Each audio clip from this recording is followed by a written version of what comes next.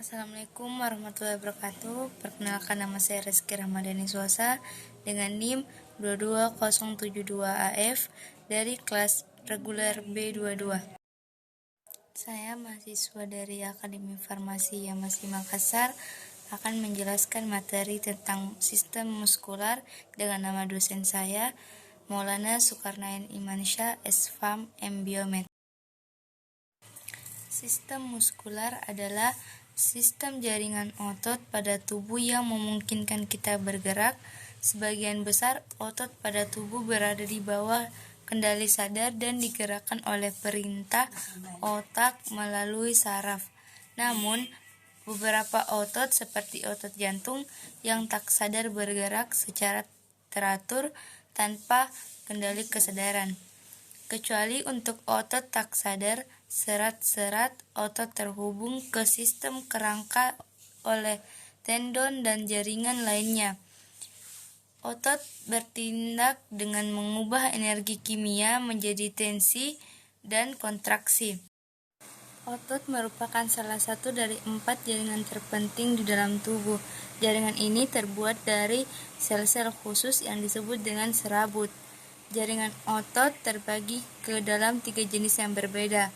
Yang pertama itu ada otot polos. Otot polos dapat ditemukan di dinding organ dalam seperti pembuluh darah, saluran pencernaan, saluran pernapasan, kandungan kemih, hingga rahim. Tak hanya itu, otot polos juga dapat ditemukan pada mata, pada organ makan untuk melihat. Otot polos pada kulit juga dapat menyebabkan bulu kuduk berdiri saat menghadapi cuaca dingin atau rasa takut yang menghampiri. Namun, pada sistem otot manusia, mekanisme kerja polos ini dikendalikan oleh sistem saraf otomatis. Artinya, otot ini bisa bergerak dan dikendalikan oleh alam bawah sadar otak, tanpa perlu Anda kendalikan dengan pikiran sadar. Meski keberadaannya tidak Anda sadari, otot polos terus bekerja di dalam tubuh. Fungsi otot polos beraneka ragam, tergantung letak dan posisinya di dalam tubuh. Sebagaimana contohnya, yaitu mekanisme gerak otot polos pada sistem pencernaan seperti berkontraksi dan relaksasi, membantu makanan masuk ke dalam tubuh saat proses pencernaan terjadi. Ciri-ciri dari otot polos itu adalah terbentuk gelendong atau memiliki poros dengan satu inti pusat. Yang kedua itu ada otot jantung. Berbeda dengan otot polos yang dapat ditemukan di beberapa lokasi dalam tubuh.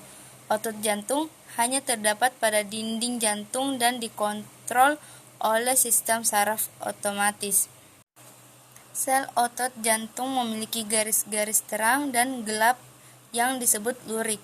Susunan serat protein di dalam sel menyebabkan pita terang dan gelap. Sel otot jantung terbentuk memanjang dengan satu inti sel di tengah. Kontraksi dari otot jantung umumnya dikendalikan oleh alam bawah sadar, tapi cukup kuat dan memiliki irama. Saat otot jantung berkontraksi, darah akan dipompa keluar, sementara saat otot jantung relaksasi, darah akan kembali masuk ke jantung setelah bersirkulasi dengan seluruh tubuh. Selanjutnya itu ada otot rangka. Otot rangka adalah jaringan otot yang melekat pada tulang manusia. Otot rangka menjadi satu-satunya jaringan otot yang bisa dikendalikan secara sadar. Pada sistem otot manusia, rangka menjadi salah satu yang terpenting karena lokasinya yang berada pada seluruh bagian tubuh. Fungsi otot rangka ialah berkontraksi untuk menggerakkan bagian-bagian tubuh lebih dekat ke tulang yang melekat pada otot. Sebagian besar otot rangka melekat pada 2 tulang di sepanjang sendi, sehingga otot berfungsi untuk menggerakkan bagian-bagian tulang dekat satu sama lain. Otot rangka tidak hanya berfungsi untuk menghasilkan gerak, tapi juga menghentikan. Setiap jenis otot yang terdapat dalam sistem otot manusia memiliki fungsinya masing-masing. Yang pertama itu melakukan gerakan tubuh, 2. Mengatur postur tubuh, 3. Menjaga keseimbangan, 4. Mendukung peredaran darah manusia, 5. Membantu proses pernapasan manusia, 6. Mendukung proses pencernaan, dan yang terakhir nomor 7, mendorong bayi saat proses persalinan. Sama halnya dengan sistem rangka dan sendi manusia, ada beberapa gangguan atau masalah otot yang perlu Anda ketahui dan waspadai. Berikut adalah beberapa kelainan, masalah, dan penyakit yang berkaitan dengan sistem otot manusia. Di antaranya ialah yang pertama itu mialgia. Mialgia atau nyeri otot merupakan salah satu masalah pada sistem otot yang cukup sering dialami. Bahkan bisa jadi semua orang pernah mengalami kondisi yang satu ini. Penyebab nyeri otot bisa beraneka ragam, tapi umumnya kondisi ini disebabkan oleh cedera otot atau penggunaan otot secara berlebihan. Selain itu, kondisi ini juga bisa disebabkan oleh berbagai penyakit yang juga berkaitan dengan sistem otot manusia, misalnya fibromialgia. Oleh sebab itu, pentingnya hukumnya untuk selalu menjaga kesehatan agar tidak mudah mengalami. Yang kedua itu kram otot. Masalah pada sistem otot yang satu ini terjadi saat otot berkontraksi cukup dan membuat otot kencang secara mendadak. Kondisi yang memungkinkan berlangsung selama beberapa menit dan menimbulkan rasa sakit. Umumnya, kram otot terjadi di bagian kaki. Meski cenderung berbahaya saat mengalaminya, Anda tidak bisa menggunakan maupun menggerakkan otot yang sedang mengalami kram. Yang ketiga, ada distrofi otot. Gangguan pada sistem otot berikutnya adalah kerusakan otot yang terjadi akibat kelainan bawaan lahir yang umumnya bersifat turun-temurun. Distrofit ini merupakan kumpulan dari penyakit-penyakit yang menyerang otot. Kondisi ini disebabkan oleh kurangnya protein distrofit, yaitu protein yang dibutuhkan oleh tubuh untuk membantu otot berfungsi secara normal. Yang keempat, atrofi otot. Masalah kesehatan lain yang menyerang sistem otot manusia adalah atrofi otot. Umumnya, kondisi ini terjadi saat otot menyusut karena terlalu lama tak digunakan. Namun, beberapa hal lain juga mungkin menjadi penyebab dari atrofi otot, seperti proses penuaan, malnutrisi, penggunaan obat-obatan, hingga kondisi kesehatan lainnya. Kelima, kelumpuhan masalah kesehatan.